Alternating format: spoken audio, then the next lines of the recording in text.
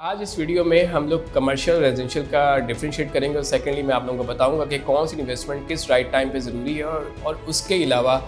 Commercial residential investment में कौन सी चीज़ सबसे ज़्यादा बेनिफिशियल है।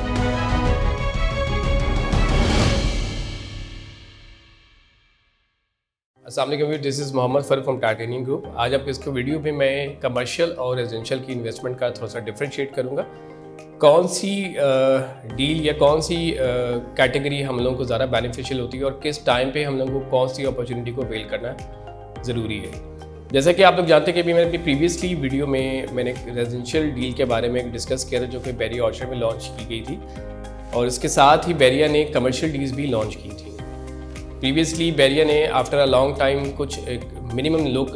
लो बजट अमाउंट के अंदर जो है ये अपनी रेजिडेंशियल और कमर्शियल डील्स को लॉन्च किया जिसमें लोगों ने काफ़ी बेनिफिट उठाया है। उसमें अब बेनिफिट टाइम और साथ में आपकी जो अमाउंट जो आप लोगों ने यूटिलाइज़ की है इस चीज़ को अवेल करने के लिए,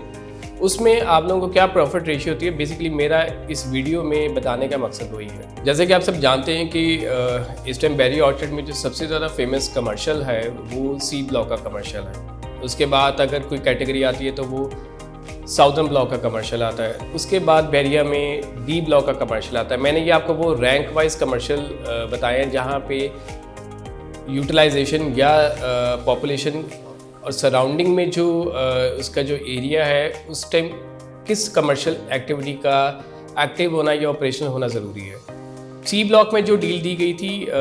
थोड़ी सा उसके मैं आपको बताता चलूँ कि 4 मरला कमर्शियल जो बैरिया ऑफिस के सराउंडिंग में है वहाँ पे इस टाइम जो रेट है ना, पिछले साल अराउंड कोई 2.5 करोड़ का था। इस टाइम वो रेट तकरीबन 3 करोड़ को टच कर चुका हुआ है। इसी मद्देनज़र को रखते हुए बैरिया ने थोड़ा सा आगे ही सी ब्लॉक में ही बैरिया ऑफिस का थोड़ा सा अगर आप आगे जाएँ तो वहाँ पर ही कमर्शियल की दोबारा 4 मरले की डील लॉन्च की है रिसेंटली, जिसको आप कह लें कि अराउंड कोई 1.5 करोड़ और 2 करोड़ को टच करती है। ये डिपेंड करता है कैटेगरी के ऊपर। अब अगर हम लोग यहाँ पे इस कैटेगरी में अगर फॉल करते हैं कि 4 मरला कमर्शियल का प्लॉट अगर हम लोग यहाँ पे सी ब्लॉक में अगर बाय करते हैं तो अराउंड कोई 1 से सवा करोड़ रुपए का डिफरेंस है जो प्रीवियसली जो हेड ऑफिस के पास जो कमर्शियल ऑपरेशनल है और जो ये डील है। लेकिन अगर फ्यूचरिस्टिक की बात करूँ तो फ्यूचर में विद इन अ ईयर ये प्राइसेस जो हैं जिन्होंने अगर 1 करोड़ 70 या 75 का प्लॉट यहाँ पे लिया है 4 मरले का, वो अराउंड कोई 2 करोड़ को टच लाजमी करेगा क्योंकि सी ब्लॉक का जो एरिया है वो मैक्सिमम पॉपुलेटेड है वहाँ पे और आबादी वहाँ पे अच्छी खासी है, जिसकी वजह से रिहाइश के लिए भी लोग अगर 5 मरला या 8 मरला की कैटेगरी को प्रेफर करते हैं तो वो सी ब्लॉक में ही जाना पसंद करते हैं। इसका जो पेमेंट का जो ब्रेकअप है वो इस तरीके से है कि अगर फॉर एग्जांपल अगर 2 करोड़ का या 1 करोड़ 75 लाख का प्लॉट है तो आपने हाफ पेमेंट अभी एज पर डाउन पेमेंट अभी करनी है और जो रिमेनिंग डाउन पेमेंट है वो आपने इन अ मंथ करनी है। मतलब 1 मंथ का टाइम मैक्सिमम जो है इसके अंदर बैरिया ने दी है। इसमें जितनी भी कैटेगरी है, अगर कोई कॉर्नर है या कोई अगर एक्सेस लैंड है कॉर्नर का, वो भी पेड होगा और इस पर कोई ट्रांसफर फीस भी चार्जेस नहीं किए जाएंगे। सेम लाइक दैट अगर हम साउदर्न ब्लॉक में जो डील लॉन्च की गई थी वो भी अराउंड 1 करोड़ 55 1 करोड़ 65 की जो जनरल कैटेगरी है और 1 करोड़ 90 से लेकर तकरीबन 2 करोड़ तक उसका कॉर्नर की कैटेगरी आ जाती है। उसका भी सेम ब्रेकअप है कि आपने विद इन 1 मंथ जो है हाफ पेमेंट अभी करनी है और हाफ पेमेंट आपने आफ्टर 1 मंथ में जो है कंप्लीट करनी है, क्योंकि बेसिकली ये जितनी भी डील्स दी गई हैं ये सारी ऑन ग्राउंड पोजेशन वाले प्लॉट्स की डील्स हैं। इनके लिए कोई डेवलपमेंट के लिए टाइम नहीं चाहिए, ये ऑलरेडी जो है सारा एरिया पोजेशन वाला है और आफ्टर 1 मंथ जब आपका पेमेंट का स्केड्यूल कंप्लीट होता है तो वहाँ पे बैरिया में आप पोजीशन अप्लाई करके वहाँ पे कंस्ट्रक्शन भी स्टार्ट कर सकते हैं। इसी के साथ आप लोग सब जानते हैं कि बैरिया ने अभी JNH में भी जो है कमर्शियल डील लॉन्च की है जो कि जे ब्लॉक का बहुत बड़ा पार्क है जिसकी सराउंडिंग में जनरल कैटेगरी और कॉर्नर के कमर्शियल है 4 मरला के। लेकिन मैं आप लोगों को स्ट्रेट अवे एक चीज़ बता देता हूँ जो लोग कमर्शियल में इन्वेस्टमेंट करना चाहते हैं कि इस टाइम अगर आप लोग वहाँ पे अगर इन्वेस्टमेंट करते हैं तो उसका टाइमलाइन काफ़ी ज़्यादा है, क्योंकि वहाँ पे भी उस लिहाज से पॉपुलेशन नहीं है जिस लिहाज से सी और डी ब्लॉक में या शुरू के 10 मरला की जो कैटेगरी जहाँ पे साउदर्न सेंट्रल वाला एरिया है वहाँ पर है। वहाँ पे कम से कम भी उस कमर्शियल जोन को ऑपरेशनल होने में या वहाँ पे एक्टिविटीज़ ऑपरेशनल जो हैं वो होने के लिए कम से कम 3 से 4 साल अभी भी मज़ीद लग जाएंगे। लेकिन इट्स अ गुड स्टार्ट उन लोगों के लिए भी कि जो वहाँ पे उस बजट के अंदर भी वहाँ पे कमर्शियल जोन और इतनी होल्डिंग पावर रखते हैं कि वो 2 से 3 साल में वहाँ पे अगर कमर्शियल ऑपरेशनल होते हैं और वहाँ पे पॉपुलेशन उस लिहाज से इंक्रीज़ कर जाती है कि उस कमर्शियल जोन को उस तरीके से इस्तेमाल करें जहाँ पे जैसे कि अब सी और डी ब्लॉक में किया जा रहा है। मीनवेल मैंने तो ये आपको भी जो उनका पेमेंट का स्केड्यूल है वो मैंने आपको बता दिया। साथ में जो इस वीडियो में मैं आपको ये बताना चाह रहा था कि बहरी ऑर्चर्ड में जो अभी रेजिडेंशियल की डील्स लॉन्च की गई हैं उनमें जो लोगों ने भी बेनिफिट लिया है वो मैक्सिमम भी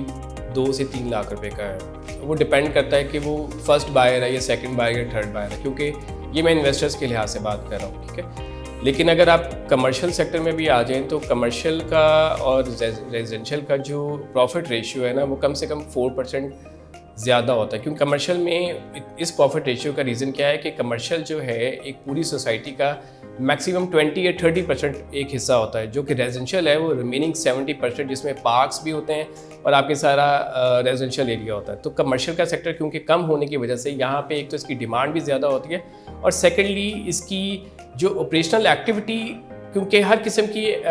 जो आपकी नेसेसिटीज़ हैं एक नॉर्मल ह्यूमन बीइंग की वहाँ पे रहने जो वहाँ पे जिनकी रिहाइश है वो सारी चीज़ें इस कमर्शियल जोन से ही पूरी हो पाती हैं। मीनवेल इस टाइम जो सिचुएशन है, अगर कोई इन्वेस्टर रेजिडेंशियल में अगर इन्वेस्टमेंट करता है तो स्टार्टिंग के ही टाइम पे उनको चाहिए कि अगर वो कोई बेनिफिट जितना भी मिला मिनिमम या मैक्सिमम लाख या 2 लाख जितना भी उनको उस डाउन पेमेंट में मिल रहा है वो पेमेंट अपनी दोबारा निकाल के दोबारा कहीं और इन्वेस्ट करें, क्योंकि उसके बाद उनको कम से कम भी जो है उस न्यू डील को आबाद होने में वहाँ पे पॉपुलेशन में कम से कम 1-2 साल मिनिमम लगते हैं। तो ज़्यादा से ज़्यादा कम से कम 4 से 5 साल, तो ये काफ़ी लॉन्ग टाइम पीरियड चला जाता है रेजिडेंशियल इन्वेस्टमेंट के अंदर। कमर्शियल प्लॉट की अगर इन्वेस्टमेंट की बात करूँ तो कमर्शियल प्लॉट का प्रॉफिट रेशियो मैंने आपको पहले ही बताया कि रेजिडेंशियल से ज़्यादा है। अगर आप फॉर एग्जांपल इस टाइम अगर 1 करोड़ 70 या 75 लाख का अगर आप 4 मरले का कमर्शियल अगर आप सी ब्लॉक में परचेज़ करते हैं तो ऑलरेडी जो बहरी ऑर्चर्ड का जो मेन हेड ऑफिस उसके सराउंडिंग में 3 करोड़ रुपए का रेट है। तो मिनिमम भी अगर मैं इसका बेनिफिट देखूँ ना तो 20 से 25 लाख रुपए मैं ये आपको मिनिमम बता रहा हूँ। 20 से 25 लाख रुपया मिनिमम भी इसका मैं आपको 6 से 8 महीनों के टाइम स्पैन के अंदर बता रहा हूँ कि इंक्रीज़ होगा, क्योंकि सी ब्लॉक का जितना भी एरिया है वो इस टाइम बहरी ऑर्चर्ड में सबसे ज़्यादा पॉपुलेटेड है। क्योंकि एक तो वहाँ पे मस्जिद भी ऑपरेशनल है, सेकेंडली कमर्शियल जोन भी एक्टिव है, उसके अलावा वहाँ पे ज़ू भी है, मतलब और साथ में ट्रफाल्गर स्क्वायर भी बनाया, मतलब हर किस्म के पार्क्स भी और साथ में पार्क्स भी वहाँ पे बने हुए हैं। मतलब एक सराउंडिंग सी ब्लॉक की एक ऐसी है जो कि लोगों को ज़्यादा फैसिलिटेड है। इन सब डील्स में जो कमर्शियल की अभी तक जितनी भी लॉन्च की गई हैं, जो JNH की होगी, डी ब्लॉक की होगी, साउदर्न ब्लॉक की होगी और सी ब्लॉक की होगी, इनमें से सबसे ज़्यादा जो डील सबसे पहले जो कमर्शियल सेल आउट हुआ है वो सी ब्लॉक का है। और सी ब्लॉक का जो कमर्शियल सिस्टम सबसे हॉट कैटेगरी है। एक कंपैरिजन जो मैं आपको देना चाह रहा था कमर्शियल और रेजिडेंशियल का, बेनिफिट तो आप लोगों को आइडिया हो चुका होगा कि कमर्शियल में अगर मैं 75 लाख रुपए लगाता हूँ तो मुझे कम से कम भी उसके ऊपर एक टाइम स्पैन के अंदर जो है 8-10 लाख रुपया तो सिर्फ विद इन वीक्स के अंदर जो है वो गेन हो जाता है। और अगर मैं इसको पूरी पेमेंट करके 1 साल के लिए होल्ड कर लूँ तो मैं इस पर मिनिमम भी जो है ना 25 लाख प्लस प्रॉफिट जो है ना वो गेन कर सकता हूँ। कमर्शियल प्लॉट की बात कर रहा हूँ। मीनवेल अगर रेजिडेंशियल के ऊपर आ जाएँ तो ये टाइम स्पैन रेजिडेंशियल के लिए काफ़ी लॉन्ग टर्म है, कम से कम 2 से 4 साल का मिनिमम है। ये चीज़ को नोट करेगा कि अगर इस टाइम अगर 10 मरले का घर है अराउंड कोई तकरीबन 4.5 से लेकर 6.5 करोड़ के ऊपर, डिपेंडिंग ऑन लोकेशन और क्या खूबसूरती है, या फर्निश्ड है या सेमी फर्निश्ड है या नॉन फर्निश्ड है, उस पर जो रेंट है ना मैक्सिमम भी आपको 1,10,000 मिलता है पर मंथ का। और अगर आपको मैं यही कमर्शियल प्लॉट की अगर खाली बात करूँ तो अगर आपने कमर्शियल प्लॉट लिया हो तो 1 साल में अगर आप एक घर से तकरीबन अगर 12 लाख रुपए का अगर प्रॉफिट गेन कर रहे हैं एज़ पर रेंटल और आपने लगाई अमाउंट तकरीबन 4.5 से 6.5 करोड़ पे, उसी कमर्शियल प्लॉट के ऊपर जो है ना आप उसका डबल प्रॉफिट गेन करते हैं 1 साल के टेन्योर टाइम के अंदर। मेरा मेन मकसद आपको इस वीडियो में बताने का भी यही है कि जो लोग इन्वेस्टमेंट करते हैं रेजिडेंशियल में, अगर अपना वो बजट थोड़ा सा इंक्रीज़ कर सकते हैं तो वो कमर्शियल सेक्टर में ज़रूर है। बेसिकली कमर्शियल सेक्टर हर सोसाइटी की एक बैकबोन की तरह होता है। इस टाइम जितना भी इन्वेस्टर है, चाहे लाहौर में है, चाहे कराची में है या चाहे इस्लामाबाद में है, आप लोग नोट कर रहे होंगे पिछले 2018 या 2019 से हमारा जितना भी पाकिस्तान में कमर्शियल जोन है उस पर ज़्यादा फोकस है बजाय के रेजिडेंशियल एरिया के ऊपर। इस टाइम जितना डेवलपर है, जो लोग पहले घर बना के सेल आउट करते थे, वो इस टाइम इन्वेस्टमेंट जितनी भी कर रहे हैं वो सिर्फ कमर्शियल सेक्टर के अंदर कर रहे हैं, क्योंकि कमर्शियल सेक्टर में एज़ पर रेंटल भी आपको गेन होता है और सेकेंडली आप प्लाजा भी अगर आप सेल आउट करते हैं बना के तो उसमें भी अच्छा खासा बेनिफिट आपको मिलता है। ये एक तो आपकी लॉन्ग टर्म इन्वेस्टमेंट भी है, लॉन्ग टर्म इन्वेस्टमेंट लेकिन फ्रूटफुल है, और सेकेंडली आपका एक ऐसा स्ट्रॉन्ग एसेट होता है जिसको आप जब चाहें कैसे भी यूटिलाइज करें, और एक ह्यूज अमाउंट को अगर आप री इन्वेस्ट करना चाहें दोबारा इसको सेल आउट करके, तो उसी के मुकाबले में आप दोबारा एक अच्छी इन्वेस्टमेंट कर सकते हैं। और ये सिर्फ कमर्शियल सेक्टर के अंदर रहते हुए ही हो सकती है। कमर्शियल इन्वेस्टमेंट कोई एक कैटेगरी नहीं है, कमर्शियल शॉप्स भी हैं, अपार्टमेंट्स हैं, रेजिडेंशियल अपार्टमेंट्स हैं, साथ में आप किसी भी मॉल्स में अगर आपने नोटिस किया होगा कि छोटे छोटे काउंटर्स लगे हैं, वो भी एक कमर्शियल इन्वेस्टमेंट के अंदर काउंट की जाती है। और मैं आपको एक छोटा सा डिफरेंस बता दूं कि अगर इस टाइम जो 5 मरले का घर है ना, अराउंड को 2 करोड़ से 2.5 करोड़ के अंदर मिलता है ब्रांड न्यू, और जो 1 बेड का अपार्टमेंट है ना, वो अराउंड को 70 to 90 लाख के सराउंडिंग में मिलता है। 5 मरले के ऊपर इस टाइम आपको अराउंड मैक्सिमम भी जो कह लेना 60,000 से ऊपर पर मंथ का रेंटल इनकम गेन नहीं होता। लेकिन आप कमर्शियल शॉप ले लें, आप अंडर 1 करोड़ की बात करो, अंडर 1 करोड़ में अगर आप कमर्शियल शॉप ले लें या अगर आप कोई अपार्टमेंट ले लें, तो मिनिमम भी रेंट जो है ना वो आपको 40 से 45,000 पर मंथ के ऊपर मिलता है। कोई ख़ास डिफरेंस नहीं है। लेकिन अमाउंट जो यूटिलाइज़ कर रहे हैं आप, टोटल अमाउंट की बात करूंगा, वो देखें और साथ में उसका रिटर्न देखें। मैं उन लोगों को बेसिकली जो रेजिडेंशियल में इन्वेस्टमेंट कर रहे हैं, मैं उनको ये चीज़ एडवाइस करना चाह रहा हूँ कि वो कमर्शियल सेक्टर या कमर्शियल जोन की तरफ आएँ, क्योंकि इस टाइम हमारा पाकिस्तान में सबसे ज़्यादा जो फोकस है वो कमर्शियल सेक्टर साइड के ऊपर ही है। और अगर आप देख भी रहे हो कि हमारे इस्लामाबाद में और लाहौर में, कराची में काफ़ी हाई राइज बिल्डिंग्स बन रही हैं। हमारे कराची और इस्लामाबाद और लाहौर में काफ़ी हाई राइज बिल्डिंग्स जो हैं वो बन रही हैं। उनका मेन मकसद ही यही है कि कमर्शियल सेक्टर को ज़्यादा से ज़्यादा प्रमोट किया जाए। होपफुली कि मेरे जो डिफ्रेंशिएट है रेजिडेंशियल और कमर्शियल का, आप लोगों के लिए मैंने थोड़ा सा ईजी किया है इस चीज़ को समझने के लिए।